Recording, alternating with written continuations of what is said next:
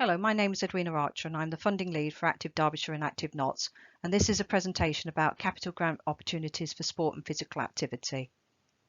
For this presentation, we'll be looking at a number of grant opportunities which might help towards the cost of capital projects. So we'll be looking at Sport England's Community Asset Fund.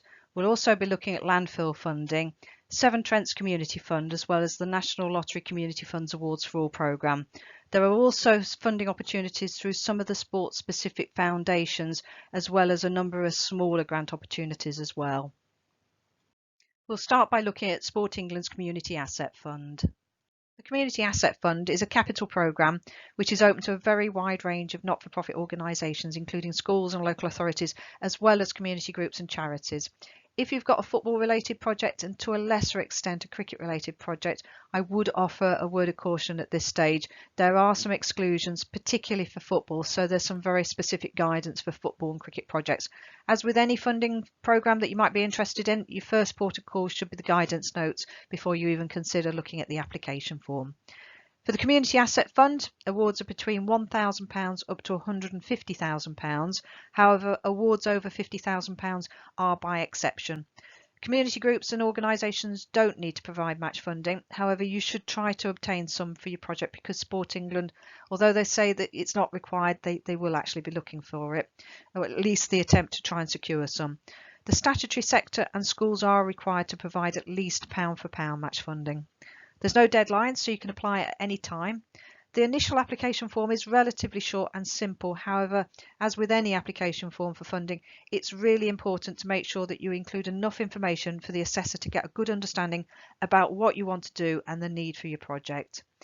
Initially, you don't need to upload any supporting information, although you can, and it is strongly recommended that you do upload pictures to show what's wrong with your facility and what needs to be improved. The funding is not just for sports clubs and projects, it can fund community spaces which can help increase physical activity and sport. The funding can be used for a variety of projects, so it's not just about developing sports facilities, and Sport England would like to see applications from organisations which haven't accessed their funding before, therefore reaching different and harder to reach groups. They also are looking for projects that are sustainable. This slide details a question from the application form and it asks who will benefit from your project. Now I think this is a really important question and is something that you should consider when you're designing your project as to whether you can reach out to any of these target audiences. So Sport England, and this is a #1 priority for Sport England, they're particularly interested in projects that can reach out to people on lower incomes. They're also interested in projects for people with disabilities, children and young people, women and girls, and black and minority ethnic groups. There is a longer funding presentation about the Community Asset Fund on the funding resources pages on the Active Notts and the Active Derbyshire websites, and that particular presentation gives further details about this funding programme and also hints and tips on completing the application form. We'll now have a look at landfill funding opportunities. These are the different landfill operators that cover either both Derbyshire and Nottinghamshire or just Derbyshire. Now, they don't cover the whole of these counties, so you will have to check their postcode checker to tell whether you're within an eligible area for their funding, and we'll have a look at that on the next slide. So there's very specific areas within these counties that these funds will cover. So we've got in Derbyshire and Nottinghamshire opportunities under the Tarmac Landfill Communities Fund. There's BIFA Award, there's FCC Community Action Fund, which was previously known as WREN. There's Viola Environmental Trust, there's Viridor Credits in Derbyshire and Suez Community Trust in Derbyshire. We'll have a look at the fund's different objects. So this is basically the sort of projects that can be supported by this funding. So probably the most relevant object to sport and physical activity is the public amenity object, which is object D. So projects under this object must provide, maintain or improve a public amenity. So this could include things like a sporting facility or a park, bridleways, play areas, community hall, activity centre or cycle path. However, some projects may also link to the biodiversity and nature conservation project, which is about conserving or promoting biological diversity, or projects could link to the heritage object, which is object E, which is for projects which are to maintain, repair or restore a religious building or buildings of historical or architectural interest, and the latter of these can include war memorials and monuments. Probably the best way to check whether your project is within the catchment area of a landfill operator and possibly eligible for landfill communities funding is to check the postcode checkers of the relevant landfill community funders. So each of the landfill community funders has a postcode checker on their website relevant to their landfill operations and will therefore show the catchment areas covered by their funding. The only landfill operator within Derbyshire and Nottinghamshire that doesn't have this postcode checker arrangement is Tarmac. So if you're interested in Tarmac funding, it's overseen by an organisation called Derbyshire Environmental Trust. So if you Google Derbyshire Environmental Trust, it should take you through to a web page on Derbyshire County Council's website, which provides details about the funding and how to contact the manager of the Tarmac funding. But otherwise, the other landfill community funders has a postcode checker on their website relevant to their funding.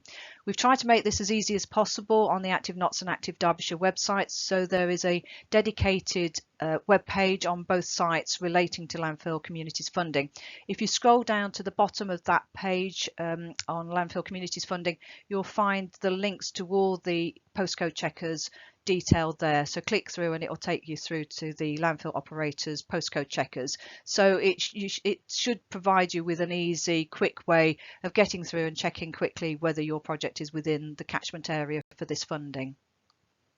It's important to note that if you're successful in securing funding for your project through landfill communities funding, that there is a strong possibility that you will be required to make a third-party contribution. So this is basically from an organisation not linked to the landfill operator or the provider of the funding. So basically, when a landfill operator contributes to this funding programme, they can only claim tax relief on 90% of the contribution they make. So that then leaves them with a 10% funding shortfall. So in most cases, but not all, so it's a matter of checking out the specific guidance for the fund that you're interested in. They will ask a third party to make the contribution of 10% or a proportion of it. But if you read the guidance for the fund that you're specifically interested in, there should be more information about that third party contribution. So it's in some respects it's about paying 10% back to the landfill operator, for which you'll receive a grant back. But so basically bear that in mind, that you will need to pay that out to be able to receive the grant back into your project. Following on from the landfill funding, we'll have a look at Severn Trent's community fund.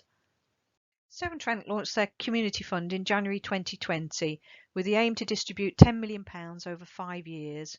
Grant awards are in 3 tiers of funding with slightly different criteria for each of the tiers. So the first tier is for grants between £2,000 and £10,000. If you're applying for this level of funding, there's no requirement to provide match funding. The second tier of funding is between £10,000 up to £75,000. Now, there is a requirement to provide at least 10% match funding. However, Severn Trent also want to be the majority funder. And the final tier of funding is for awards between £75,000 and £250,000. And again, there is this requirement to provide at least 10% match funding, but again, they also want to be the majority funder. You've got up to 2 years to spend the funding for this level of funding, but for the first 2 tiers of funding, you've only got 1 year to spend the grant. The funding can actually support capital and revenue projects, and there's no specific deadlines, so you can apply at any time. However, do be aware that their funding panel meets on a quarterly basis. The aims of the programme are people, place and environment. So people projects should focus on facilitating healthier lifestyles and skills development. Place projects should help create better places to live in and use, and environmental projects should facilitate a healthier, natural environment, greater access to that environment, or support the preservation of water. Your project only needs to meet one of these aims. However, they are particularly interested in projects which can meet all 3, as well as being interested in projects that link to the water cycle in some way. So if you see in the middle of the diagram on the slide, right in the middle, there's this what they call the sweet spot. So if your project meets all 3 of those aims and also focuses on the water cycle in some way, they will be really, really interested in your project. We'll now have a look at Awards for All, which is a programme through the National Lottery Communities Fund. National Lottery Community Fund's Awards for All programme provides grants of between £300 and £10,000 for up to 1 year's worth of activity. Now, the fund can support quite a wide range of capital or revenue costs, or you could actually have a project that involved both capital and revenue costs. So the sort of expenditure that the fund can support includes equipment, it could be for staff costs, training costs, transport costs, volunteer expenses, basically all those project running costs that you need to deliver your activities, or it could be for a one-off event. If you're going to apply to them for a small land or building project, ideally your organisation should either own or have a 5-year lease on the land or buildings that you're wanting to develop. If you haven't got that on your land or buildings, check out the website. I mean, obviously I would recommend that you read the guidance before you apply to any fund, but on this specific point, there does look like there's a little bit of flexibility. If there is any doubt in terms of this or any other point regarding the fund, you can contact the grant assessors at the National Lottery Community Funds and they'll be able to provide you with further advice. You can apply at any time, so there's no deadlines. However, you can only hold one award at a time. There's quite a wide range of organisations that can apply, so that includes charities, constituted clubs and groups.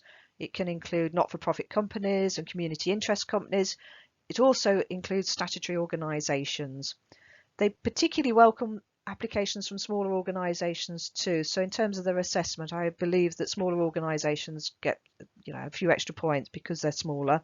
And they will also fund projects in school. However, there's some things you really do need to be aware of if you're applying for a project within a school.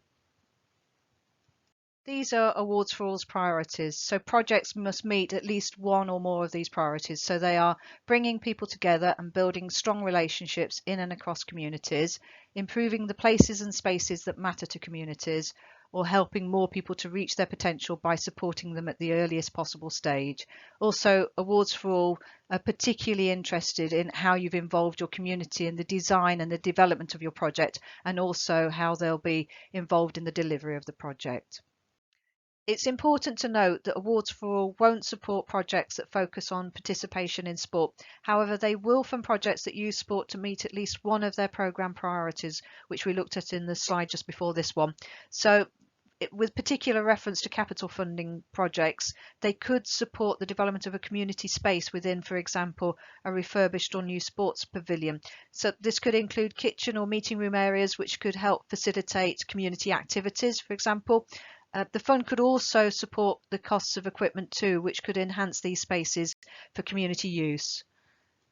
The application form is relatively straightforward. However, one of the keys to increasing your chances of success is to make sure that you include enough information in the form to help the assessor understand what you want to do and the need for it. Two other tips which are really important when applying to funding is making sure that you have consulted with the potential beneficiaries and include their feedback in the application form, as well as linking to the aims priorities of the specific funder that you're applying to. There are a number of smaller grants around as well, which can help with finishing touches or with smaller capital projects. Some of these are linked to businesses and either relate to their corporate responsibility or to the 5p plastic bag scheme. So for example, Tesco's Bags of Help provides grants of up to £2,000 with second and third awards of £1,000 and £500. So when the shoppers go through the checkouts, they get given a token to vote for their favourite project. There's also one-stop shops carriers for causes. So this is a chain of corner shops across the country. There's quite a few within Derbyshire and Nottinghamshire. However, your project needs to be within 2 miles of one of the one-stop shop stores, and awards are up to £1,000. There is a postcode checker on their website. Central England Co-op Community Dividend. This fund is open to members, so you need to be a member of this particular co-op for at least 6 months, and awards are up to £5,000, but most awards tend to be at the £2,000 level. Again, you've got to have your project within 5 miles of the Central England Co-op, and again there's a postcode checker on their website. Persimmon Community Champions, this is a match funding programme, and awards are up to £1,000. It's actually quite a relatively easy application form, so I would recommend that you give that one a look. Screwfix Foundation, they provide grants of up to £5,000. However, do note that projects must help those in need by reason of financial hardship, sickness, disability, distress or other disadvantage. Obviously, make sure you read the relevant guidance to each of these funds, as the criteria will be different for each of them. There might also be local funding opportunities as well. So some of the town, district or county councils run grant funding programs. We often promote these funds on our resources pages, the funding resources pages on the Nottinghamshire Active Notts and the Active Derbyshire websites, but it's also worth having a look at the local authority websites as well, to the local authority local to where your project is. So so for example, in recent years, Nottinghamshire County Council have had a reasonably sized pot of funding for capital, initially for capital and revenue programs, but more recently for capital projects. So this will vary from district to district and county to county. Finally, some sports also have their own charitable foundations. Many don't have funding programs, however some do. Also, some can provide loan funding. So again, it's worth checking whether there is a foundation related to your sport and having a look at their website. It's worth mentioning in conclusion that most of these funds will require either a lease or ownership of the land or buildings being developed. Also think about whether your project requires planning permission. Thank you for listening. There are other funding resources on our website, so the Active Notts and the Active Derbyshire website. So there's a dedicated funding section on both websites. We do a funding news stream as well, which is updated with news and information about funding programs. It's kept fresh quite regularly. We update that generally on a weekly basis, so there's always fresh information to be found on there. There are also other funding videos like this one on both websites that feature the Community Asset Fund, Awards for All and Landfill funding amongst others. We also send out regular funding e-newsletters as well, which are free to subscribe to. If you're interested in subscribing, just go to the homepage of either the Active Notts website or the Active Derbyshire website. Scroll about 3/4 of the way down and you'll find where you can register for the funding newsletter. Thank you for listening.